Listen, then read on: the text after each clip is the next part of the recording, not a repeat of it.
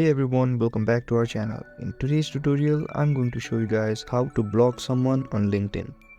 Maybe you've got a connection who's a little too pushy, or you simply want more privacy from a certain user. Don't worry, LinkedIn makes it easy to block anyone and keeps things professional. So let's get started. First, open LinkedIn on a mobile device. Then search for a person you want to block. You can do this by typing their name into the search bar at the top of the page.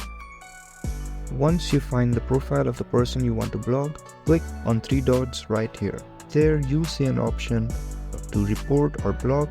Simply go ahead and tap on it, then tap unblock. LinkedIn will ask to confirm. Go ahead and tap on block, and that's it. Now you know how to block someone on LinkedIn.